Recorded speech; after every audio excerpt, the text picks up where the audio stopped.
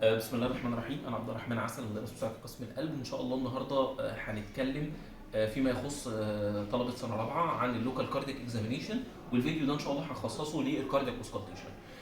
زي ما شرحنا قبل كده في راوند هارفي، الكاردياك اوسكالتيشن يو اوسكالتيت اول ذا اورتيك اريا، الميترال اريا، ترايكاسبيد اريا، الفيرست والسكند اورتيك اريا، الترايكاسبيد اريا. دول لازم كل كاردياك اكزامينيشن يشمل الاكزامينيشن او الاوسكالتيشن اوف ذيس فور ارياز. ده رقم واحد. رقم اثنين، واحنا بنوسكالتيت اور بيشنت وي سيرش فور 3 ايتمز. اول حاجه الهارت ساوند، الفيرست والسكند هارت ساوند.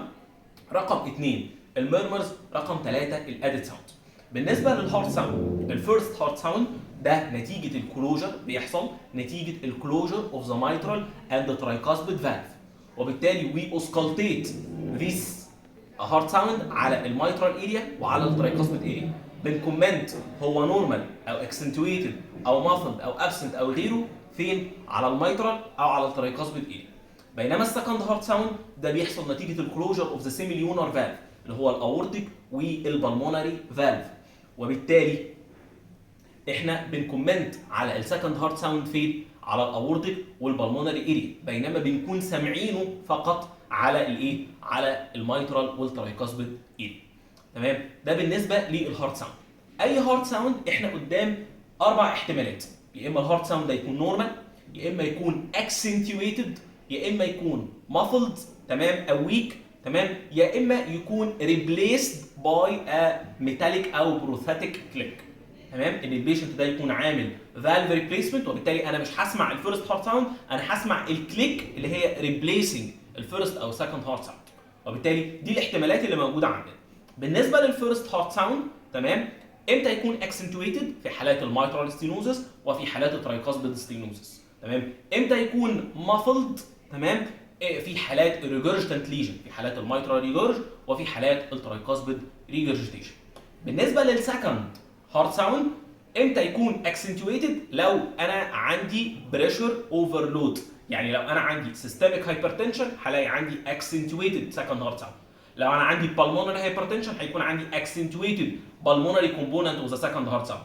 امتى يكون مافلد؟ اي ديزيز يافكت الصمام، تمام؟ اي ديزيز تو افكت ذا فالف سواء البالمونري او الاورتيك هيعمل لي مافلد A2 او P2، يعني الاورتيك ستينوزس والاورتيك ريجرج بيعملوا مافلد او ويك A2.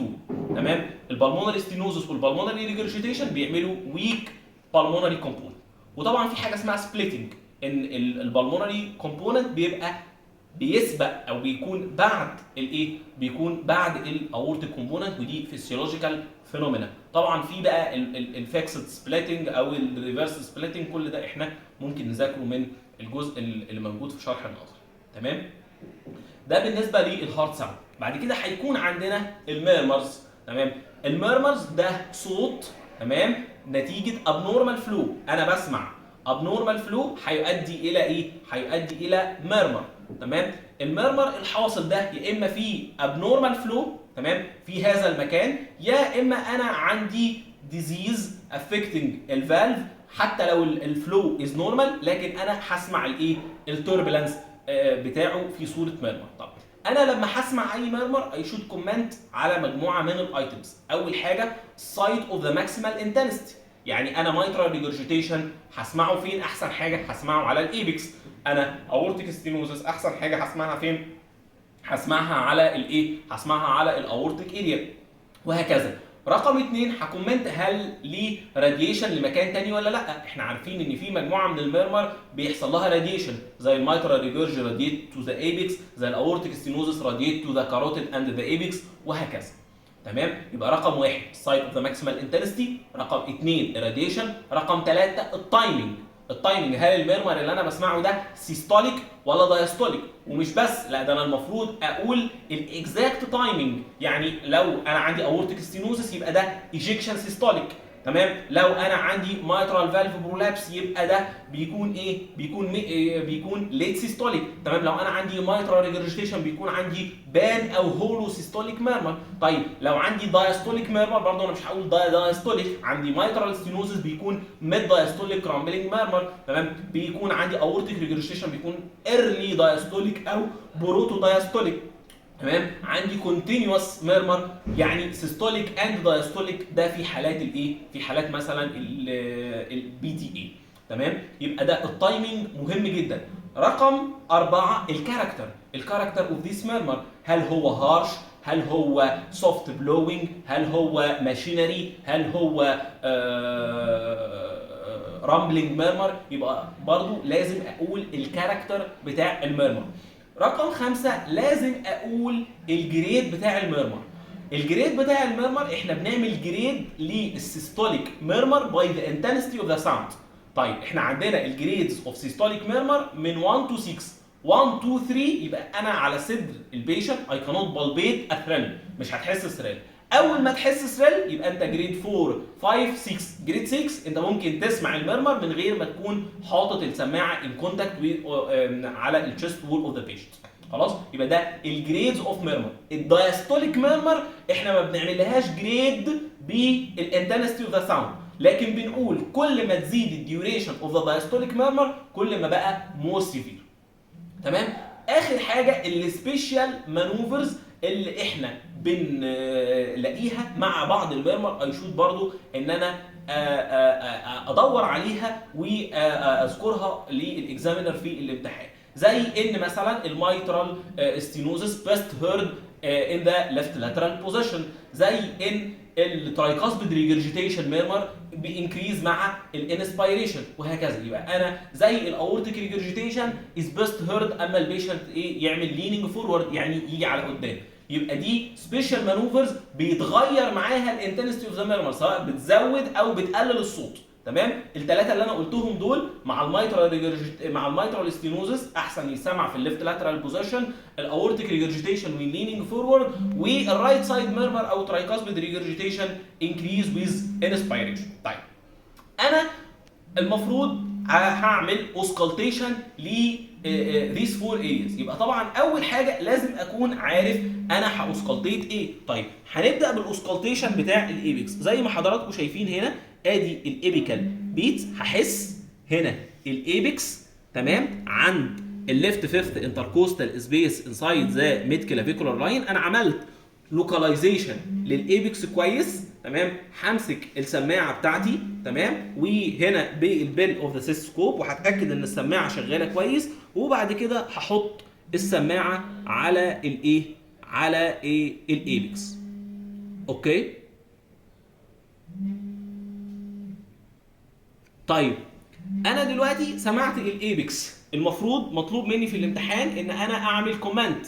طيب مطلوب مني في الامتحان ان انا اعمل كومنت على الاوسكالتيشن للميترال ايدي. يبقى انا قدامي 3 حاجات: الهارت ساوند، الميرمرز، والاديت ساوند. الهارت ساوند هنقول فيرست هارت ساوند نورمال ولا اكسنتويتد ولا مافل. رقم 2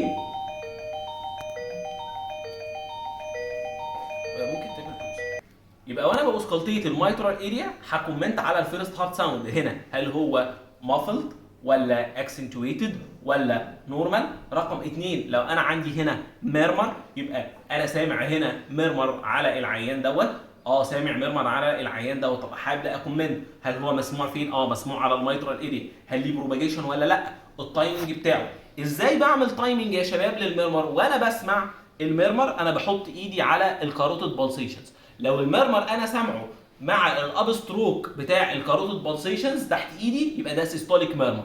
لو انا سامع الميرمر افتر ذا كاروتيد ابستروك يبقى انا ساعتها ده هيكون دايستوليك ميرمر. يبقى ده الجود تايمنج بتاع الميرمر. بعد كده الكاركتر بتاعته، الجريد. تمام. هنا البيشنت بتاعي مفيش محسوس على صدره اي ثريل، وبالتالي لو انا عندي جريد هنا يبقى جريد 1 او 2 او 3. تمام. هل في اي سبيشال مانوفرز زي ما احنا ذكرنا في العيان بتاعنا؟ يبقى ده مهم جدا ان انا اكومنت عليه. بعد كده هاوسكالتيت ايه؟ هاوسكالتيت ذا ترايكاسبيد اريا. اوكي، موجوده فين؟ موجوده عند الليفت فورث باراسترنال اريا. اوكي، بعد كده هنأسكلتيت الاورتيك اريا. الفيرست اورتيك اريا بتبقى موجوده في الرايت سكند باراسترنال سبيس، وبعد كده السكند اورتيك اريا بنأسكلتيت في الثيرد ليفت انتركوستال سبيس باراسترنال لاين، وبعد كده اسكالتيشن اوف ذا بالمونري اريا موجود في الليفت سكند انتركوستال سبيس. وانا بكومنت على الاورتيك اريا ذا سيم ثينج، برضو هقول الفيرست هارت ساوند از هيرد. انا مش بعمل كومنت على الفيرست هارت ساوند وانا بسمع الاورتيك اريا، تمام؟ يبقى هقول فيرست هارت ساوند از هيرد، سكند هارت ساوند از نورمال او اكسنتويتد او مافلد، ولو في ميرمر يبقى على الاورتيك اريا يبقى ده يا اما ميرمر اورتيك ستينوزس مثلا او اورتيك ريجورجيتيشن، يبقى هذكر الكاركتر بتاع الميرمر زي ما احنا ذكرنا بالظبط، تمام؟ يتبقى عندي لو في ادد ساوند، احنا ممكن ايه الادد ساوند اللي احنا ممكن نسمعها؟ ممكن يكون عندي بريكارديال راب في حالات البريكاردايتس، ممكن يكون اسمع ايجكشن كليك، سيستوليك ايجكشن كليك على الاورتيك اريا في حالات الاورتيك ستينوزس، تمام؟ ممكن اسمع ميد سيستوليك كليك في حالات الميترال فالف برولابس، تمام؟ ممكن اسمع اوبننج سناب في حالات الميترال ستينوزس، تمام؟ الاوبننج سناب بنسمعه على الميترال اريا، السيستوليك كليك، تمام؟ الايجكشن سيستوليك كليك بنسمعها على الايبكس، اوكي؟ برضو الميد سيستوليك كليك ميترال فالف برولابس بنسمعها على الميترال اريا، وهكذا، تمام؟ برضو عندنا الادد اذر ادد ساوند، ممكن الثيرد هارت ساوند بنسمعه على الايبكس، الفورث هارت ساوند بنسمعه على الايبكس، الثيرد هارت ساوند ده في حالات الايه؟ في حالات السيستوليك هارت فيلير، تمام؟ بينما الايه؟ الفورث هارت ساوند ده في حالات الايه؟ في حالات الليفت فنتريكولار ستيفنس او ليفت فنتريكولار هايبرتروفي، زي في حالات الايه؟ زي في حالات السيفير دايستوليك ديسفانكشن، زي في حالات السيستميك هايبرتنشن، زي في حالات الاورتيك ستينوس. يبقى تو سم اب، احنا عندنا الكاردياك اوسكالتيشنز، الهارت ساوندز، الميرمرز، الايه؟ الادد ساوندز، تمام؟ واي شود اوسكالتيت الفور ارياز، الميترال اريا، ترايكاسبيد اريا، ودول هكومنت فيهم على الفيرست هارت ساوند، بينما هكون سامع السكند هارت ساوند، يبقى هقول الفيرست هارت ساوند نورمال او اكسنتويتد او مافلد، ولو في ميرمر او ادد ساوند هوصفه، واقول السكند هارت ساوند از ايه؟ از جاست هيرد.